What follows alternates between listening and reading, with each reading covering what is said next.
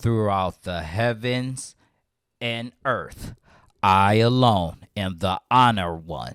Gege Akutami just confirmed that Gojo is the strongest sorcerer in Jujutsu Kaisen, baby. The chapter begins with Kusakabe asking our heroes if any one of them ever been hit seriously by Satoru, which most of them obviously said no. Kusakabe explains that Gojo Fist is not only enhanced with cursed energy, but the moment of impact, cursed technique Limitless Boo sucks in the surrounding space in that area when he hits you.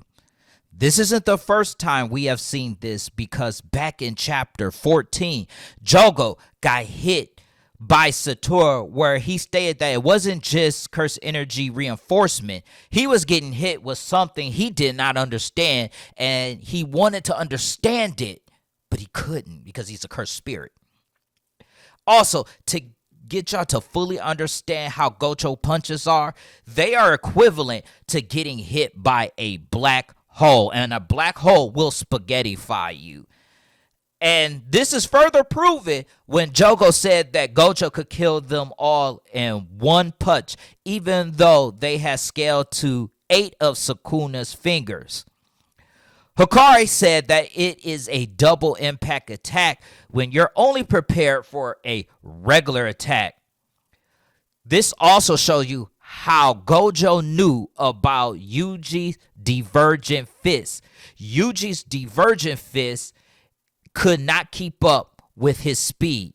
The cursed energy that he was outputting could not keep up. So whenever he hits somebody, it's a double impact attack because he could not keep up with his speed. Yuta and Hikari said that they both threw up. This also reminds Yuji of a conversation that he had with Nanami, who warned Yuji not to compare himself to Gojo if he wants to be a Jujutsu sorcerer.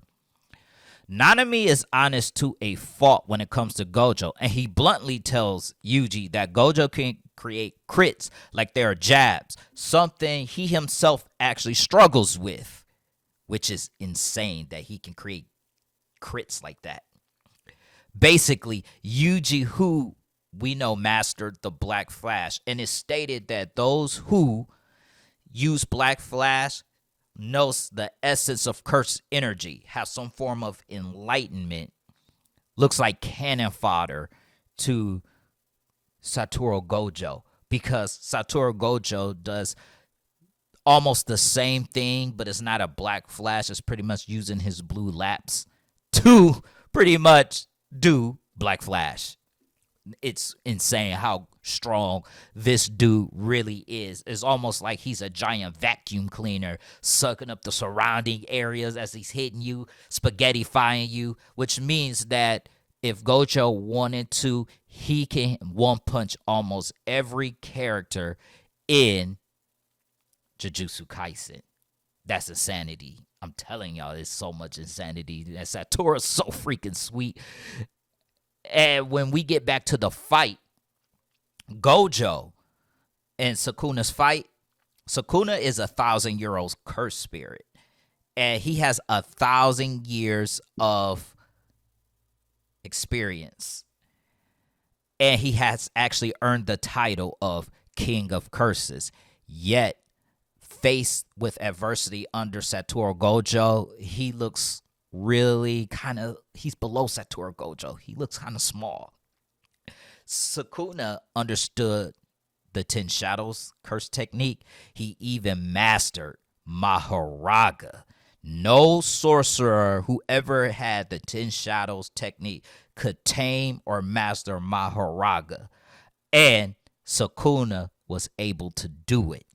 Not only was he able to do it, he has a tactical mind, which he has been using in this battle. He has had strategies for Gojo's Unlimited Void. He has had strategies for Gojo's Limitless. he has used every piece of information he has on Satoru Gojo. And the funny thing is that even though he's had all of this knowledge, he's still struggling to defeat him. Because we are talking about Satoru the Menace Gojo. And throughout this fight, he has figured out Sukuna throughout this fight. Like, it's crazy how Sukuna needed everything to try to beat Gojo. Yet, Satoru, in this short amount of time, has dang near beaten Sukuna 3 times.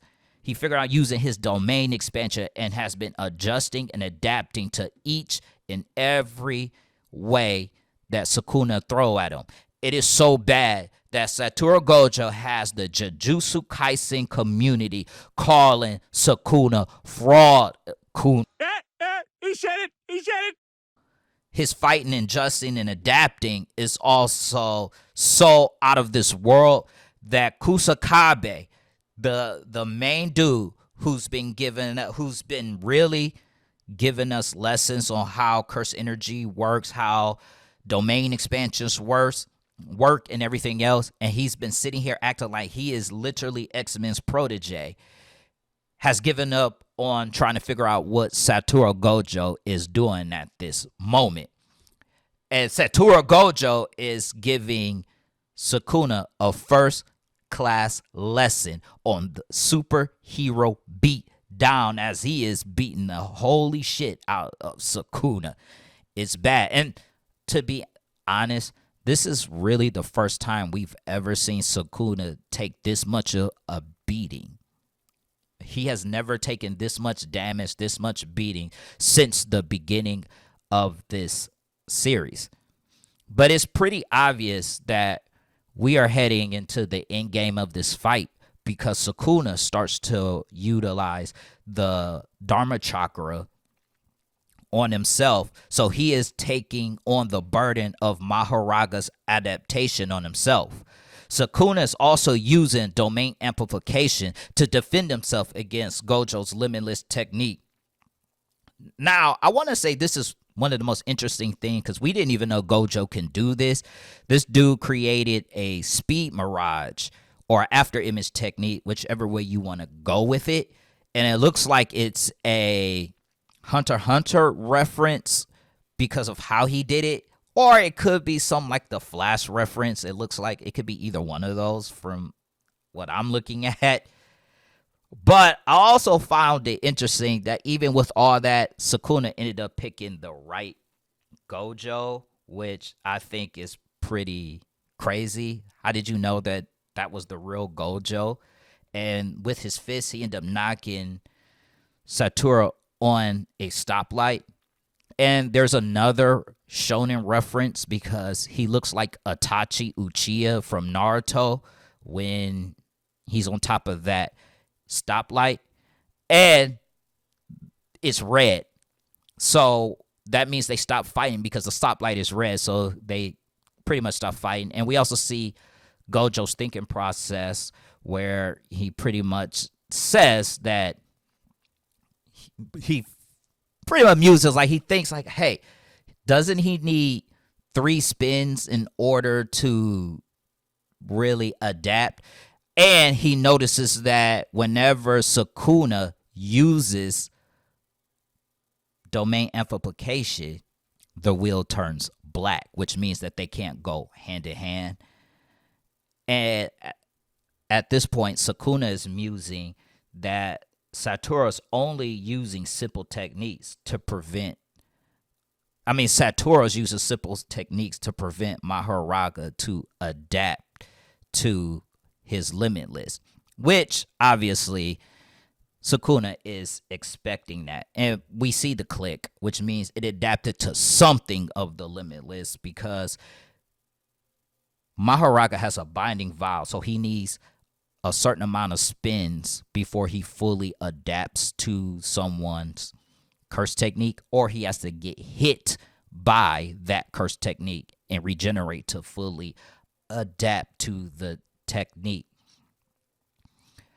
So when Satoru tells him that he pretty much will kill him within those 3 spins, Sukuna tells Satoru that he's going to wipe that smile off his face. And I think Sukuna is going to use the curse technique that he's been hiding throughout this series, because Sukuna has another curse technique that I've seen a lot of people talk about, the fire technique that he used with the black box when he opened it. I want to just say that the reason why he didn't use that fire technique that he did on Jogo was because Gojo's Limitless would have stopped it. So there's no real purpose in using a technique that he knows is not going to be effective, which is why he's trying to take out Gojo's Limitless so he can use his hidden technique, because it won't work without that. That's how freaking sweet Satoru really is.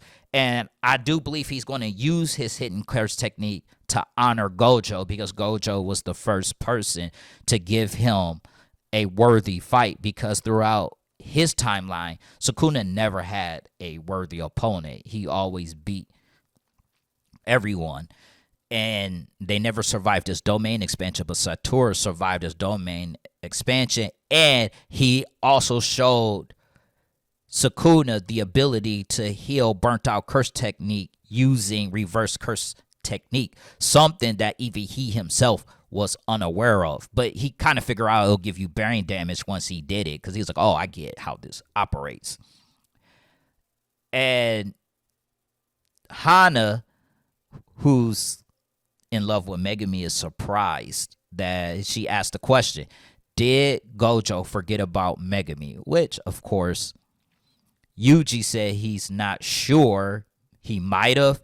And Kashimo, who's really waiting for the winner of this fight, because he has a one-time technique, but he wants to use it on the strongest. He originally wanted to use it on Sukuna, but seeing that Satoru is up there in power, he's just waiting. Which one? Whoever wins, he doesn't care. Whoever wins, he's using this technique on.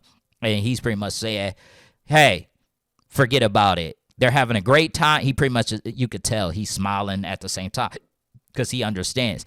They're having a great time. Forget about Megumi. Let them enjoy this fight. And Hana's like, nah, we can't. And I can't wait for the next chapter, when the next chapter come out. And if you guys enjoy this content, just hit the like button. I honestly cannot wait for this to be animated. And if you enjoy animation, I suggest you guys check out the interview with the legendary Carl Jones. And I will catch you guys on the next one. Don't forget to subscribe. Peace out, y'all.